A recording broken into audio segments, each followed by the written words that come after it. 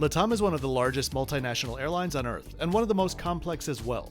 That being said, they do a really good job at ensuring that the passenger only sees the good in that, representing all of the countries that they serve without feeling like transiting is a burden or difficult, even if you're going through 2 of their hubs. By the way, did you know that you can always find my next 5 videos to come out in the description below? Let me welcome any of you that might be new to the channel. My name is Kevin. I'm here to give you a self-funded and honest look at some of the best and some of the not so best airlines and hotels in the world, which I've been bringing to you full time for the past 4 years. Check out my hundreds of videos, scan the QR code, or click the link in the description to learn more about how I do things. Let's get to the airport. Sao Paulo, the greater Sao Paulo area, has 3 primary airports. One is far outside of the city and essentially only serves Azul Airlines. One is smack in the middle of the city but only serves domestic flights. The last is Guarulhos, which is in the northeast of the city, serving as the region's primary intercontinental hub. LATAM's major international services use Terminal 3 here, along with most other major US and European carriers. For what looks like a big, imposing terminal, it's surprisingly easy to navigate with very, very well-signed check-in halls. I think we're at G.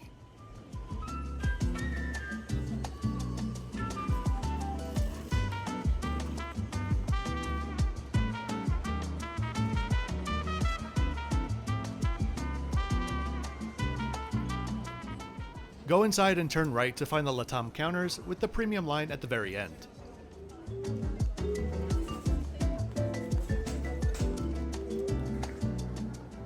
There's no priority security lines here unless you have a domestic Premier Visa card, but I've never found the lines to be all that long.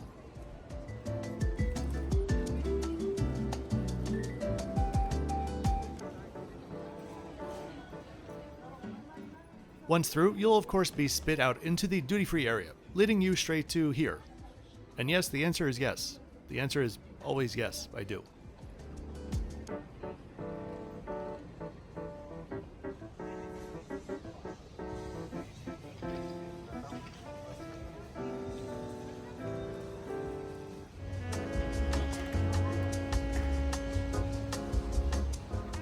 I'm heading to the LATAM Business Class Lounge, which is just one level above on the left.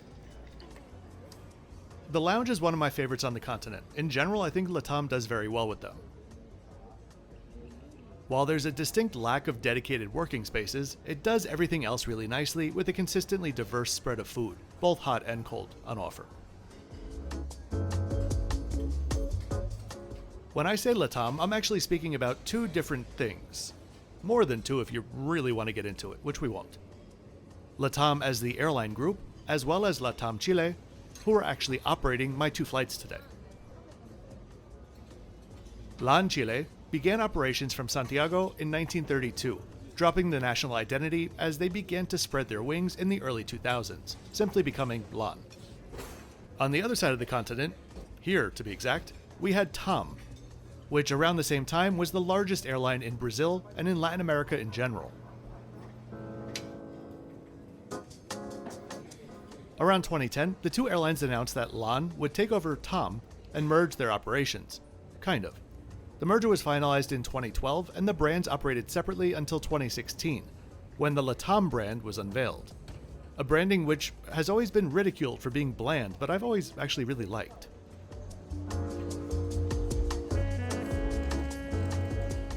From that point on, they had a unified identity and even started using the same code for all of their flights, LA. Though they still use their separate call signs, LAN and TAM. To make matters a little more confusing, there is also LATAM Peru, LATAM Colombia, Ecuador, and Paraguay.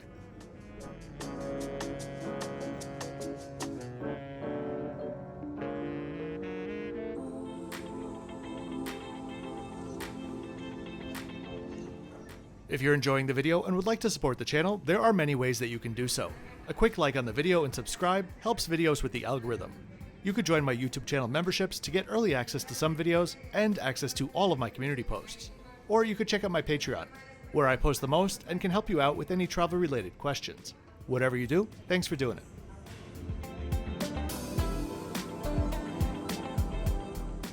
The airline essentially operates like this.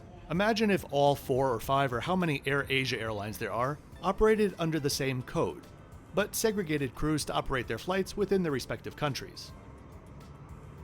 These days at LATAM, the only aircraft that are truly segregated are the 777s, which are only operated by LATAM Brazil. All combined, they operate around 300 aircraft, with around half of them belonging to LATAM Chile.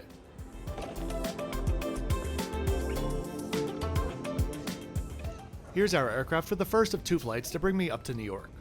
This itinerary came to be for me way back when I purchased some Alaska points to use on Starlux, a deal which disappeared by the time they were deposited into my account. So using 45,000 points from Sao Paulo to New York is still a great deal. I would have preferred the non-stop flight on the 777, but I took the connecting flight, which was the only one available. When I made the booking, both flights were meant to be the 787-9s with the older 222 configuration. For the first flight, it ended up being a 787-8, and the second flight was a -9 but with all aisle access.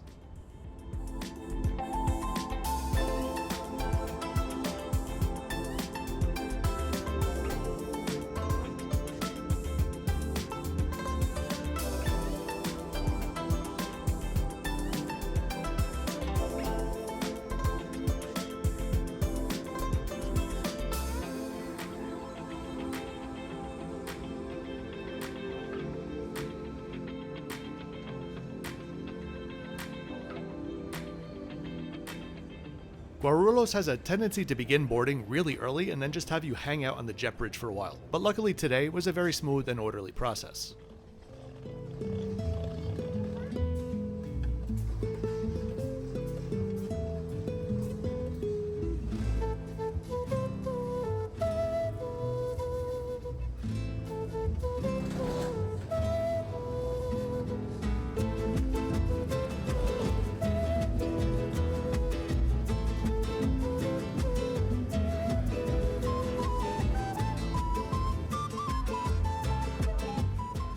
Stepping on board, we were cheerfully greeted by the lively Chilean crew, and I found my seat, 5L. These are, let's say, a slightly more fun-looking version of the same seats that you'll find in business class on the likes of LAT Polish Airlines, Kenya Airways, Air India, and many, many more. In some ways, these seats can be more comfortable than their all-aisle access compatriots, but at the expense of no privacy and the window seat losing all aisle access. That said, even with my neighbors sleeping, I've always found there to be enough room to step over without disturbing them with a big step. I love the open air feel of the cabin with it split into 2 sections, but no divider being between door 2 and the second cabin itself.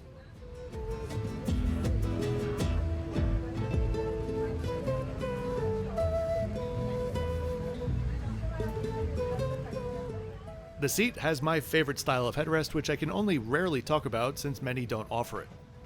It can sit flush or tilt forward, and it has wings. There's a storage space next to your hip, as well as multiple cubbies in front of you, though you do need to get up or at least unbuckle yourself in order to reach them.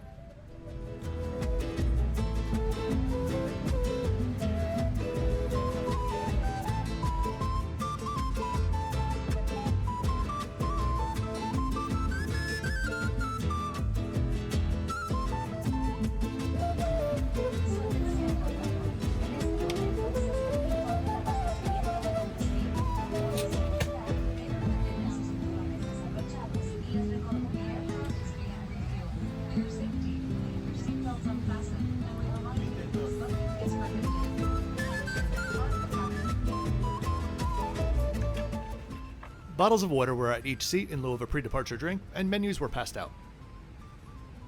I was impressed at how deceptively deep the under footrest storage was, far deeper than the cushion. And this is brilliant. So much more useful than the occasional tiny little cocktail table that can pop up or pop out.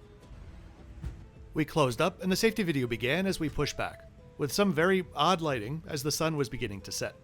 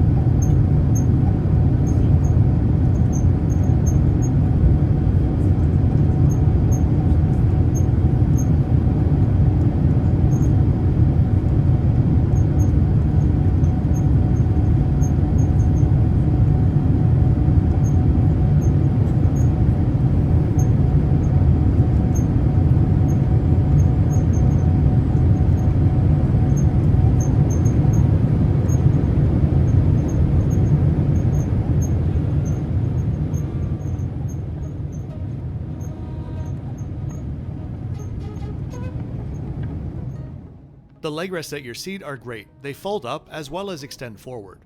You can imagine how this would just slide to connect to the footrest to make a flat bed. One of the reasons many people enjoy these seats, sometimes more than all aisle access, is there are no restrictive foot cubbies, and the surface is quite long. On board, we were given a great pillow and blanket set, which was pretty impressive for a shorter regional flight like this. LATAM definitely does very well with bedding. The pillow was like real deal down, a great size and quite firm for an airline pillow. The duvet-style blanket was equally plump and plush.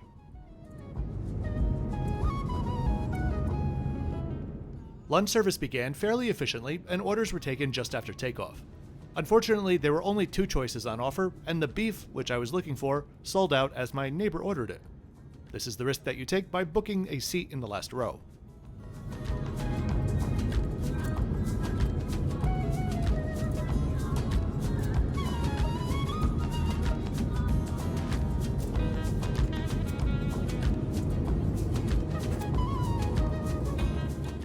I started with a glass of Petit Verdot, and then the full meal was brought out on a tray. For the starter, we had flor de latte, with prosciutto, basil, and cherry tomatoes, and a small side salad. My main was herbed white cheese ravioli with tomato sauce, broccolini, and Brazil nuts. The concept of this dish I really like, especially the Brazil nuts. But the pasta itself was woefully overcooked and quite gummy. Definitely edible, but not the most pleasant thing. For dessert, a coconut manjar with strawberry compote, toasted coconut, and cacao nibs was delicious and had me scraping the inside of the glass. Overall, this seemingly very Italian meal was pretty good and a hearty portion. I'd give it a 7.5 out of 10. Higher if the pasta wasn't baby food texture.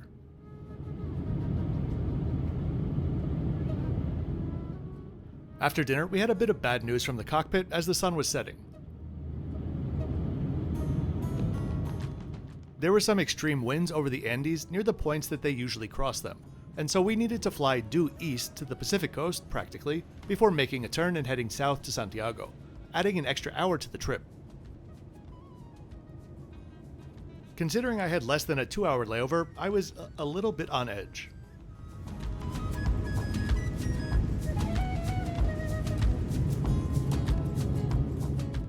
There was plenty of entertainment on board though to keep us occupied throughout. A good selection of movies and TV shows on offer with decent noise-canceling headphones, the same type that Singapore and Cathay use.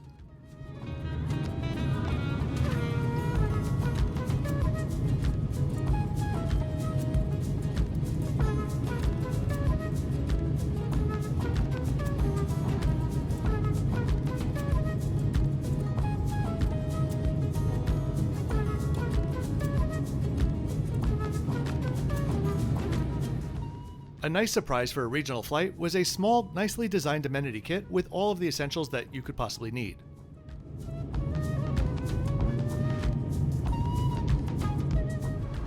Bathrooms on board were very basic but clean.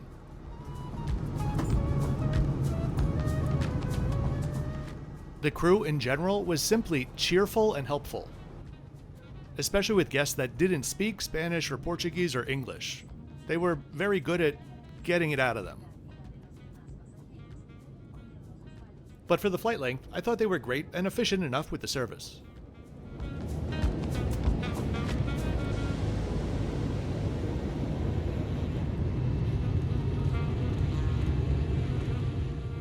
I had LATAM at a 5 prior to this, due to a flight with some bad service despite an incredible seat from Sao Paulo to London.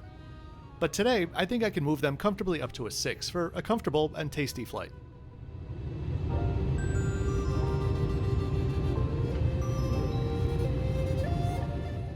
Just a quick approach into a very dark Santiago.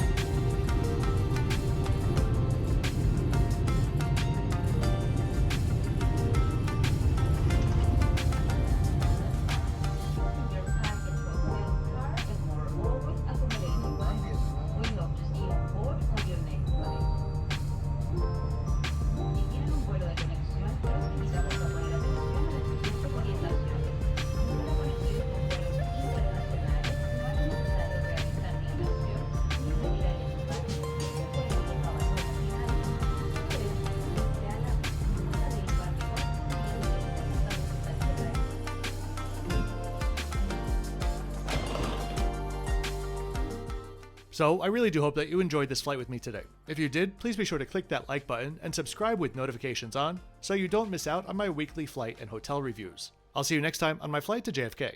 As always, thanks for watching until the end.